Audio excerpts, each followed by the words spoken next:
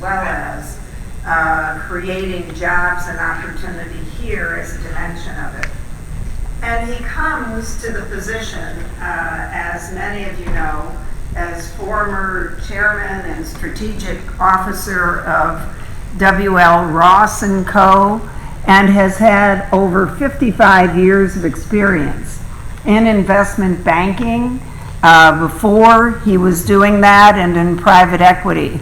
And as a result, he's worked on restructuring companies, building companies in all different sectors, and has been chairman or lead director of more than 100 companies. So the background that he brings to the Commerce Department is truly amazing.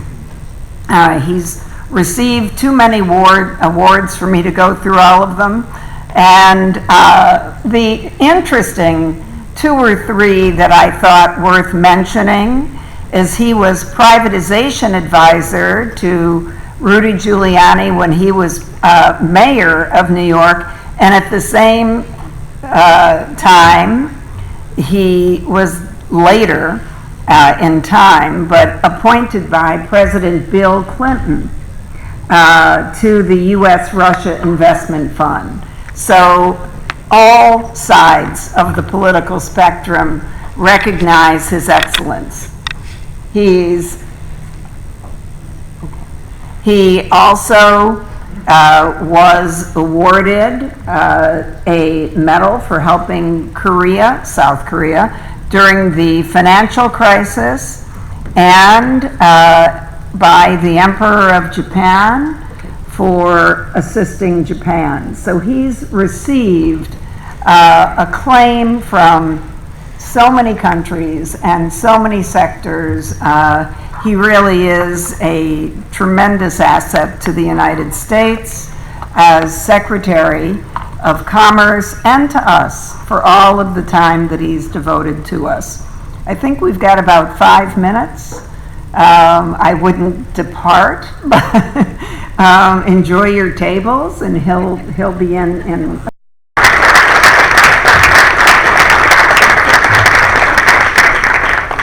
Well, I don't know what Carolyn said before, but since the room isn't empty, I assume it wasn't too bad. Thanks to the American-Uzbekistan Chamber of Commerce for organizing this event. And congratulations on the rapid expansion of your membership. As I understand it, you now have more than 3 times as many members as you did 3 years ago. And that reflects the growing commercial partnership between our countries.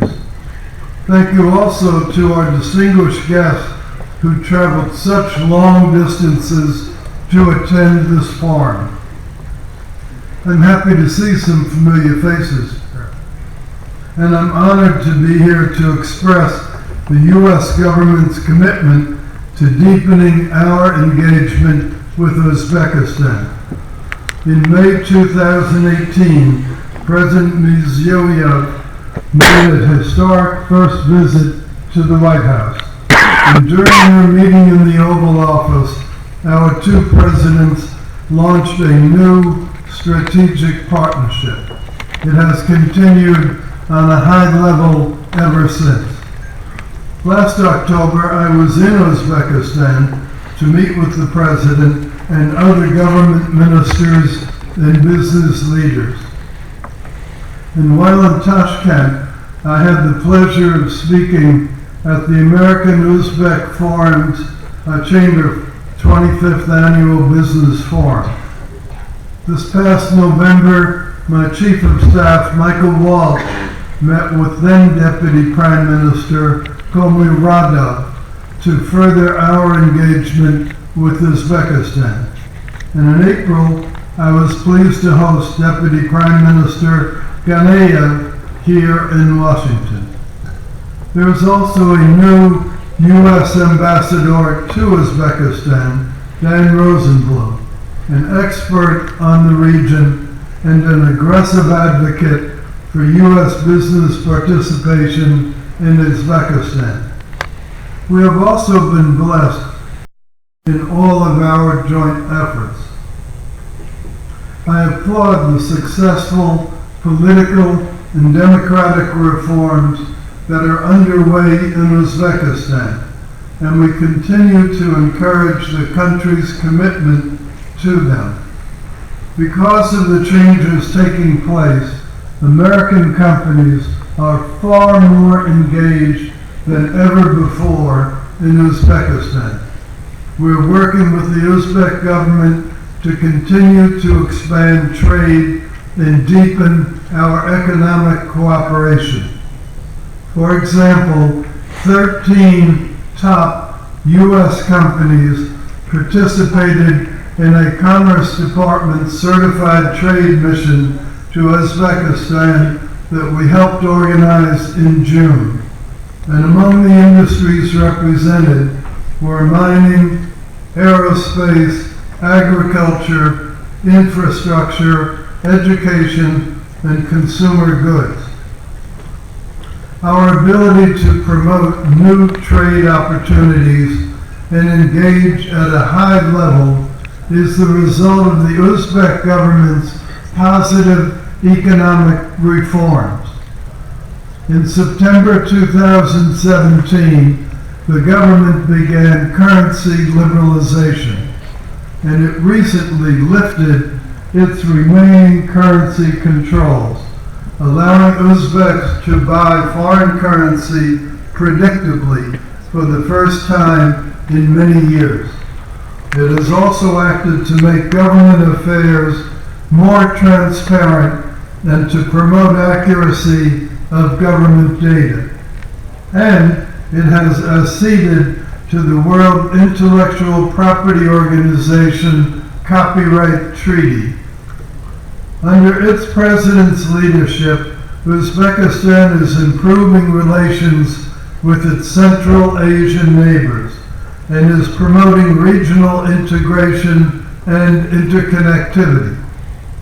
Such activities are making Uzbekistan an increasingly attractive market, since companies can very easily serve the entire Central Asian region by operating from Uzbekistan. These efforts are already producing positive results. U.S. trade with Uzbekistan has increased significantly from 136 million in 2017 to almost 300 million in 2018. And through August 2019, exports to Uzbekistan jumped to $455 million, more than 100% ahead of last year's solid pace. Uzbekistan has a real chance to become the leading export destination for U.S. goods in Central Asia this year. However, there is more to be done to ensure the sustainability of these reforms. It is important that Uzbekistan not only establish but also maintain a track record of transparency and rule of law. Adopting global business practices is needed in customs procedures, in the protection of intellectual property, in taxes, and in regulations that impact exporters, importers, and investors. Opening up government procurement is another key.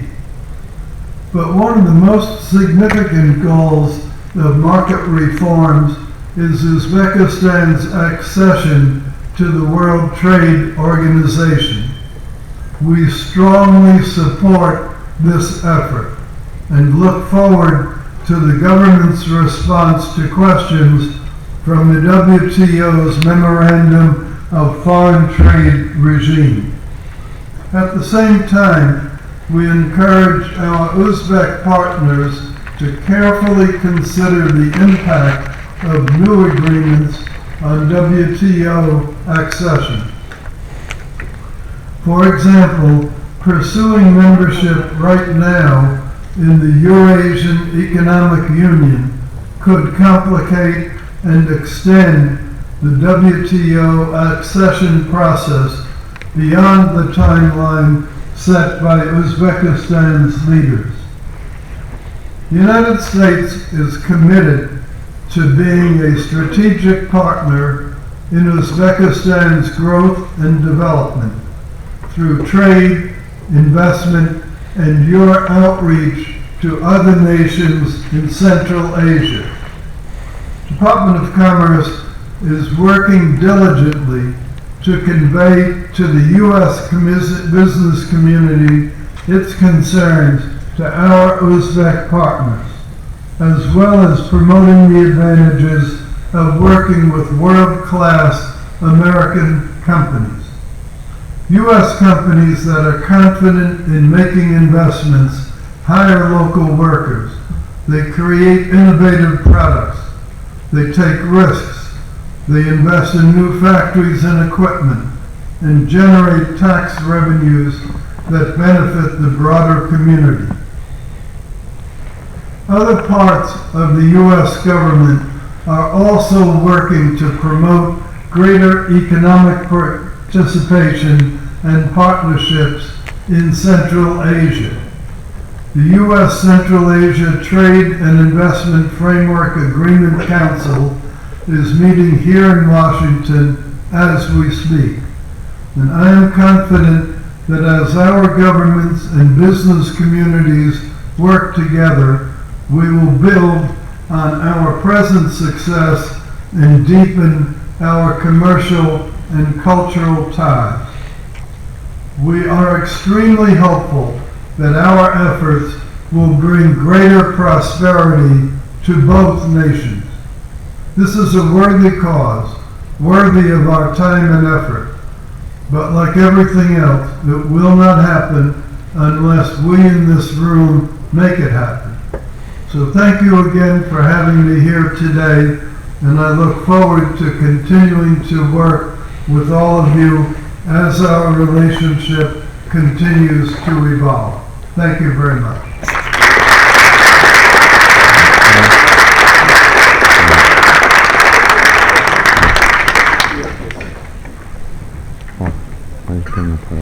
Thank you very much, Mr. Secretary, for just wonderful remarks.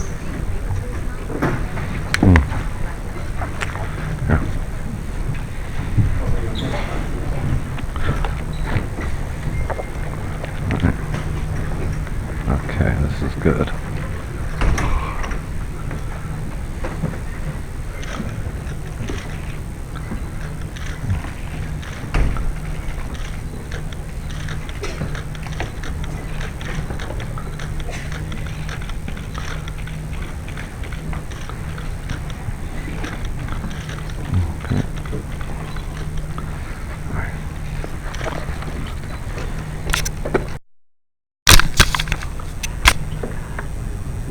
Ministers, please. Deputy Affairs Minister Ronald.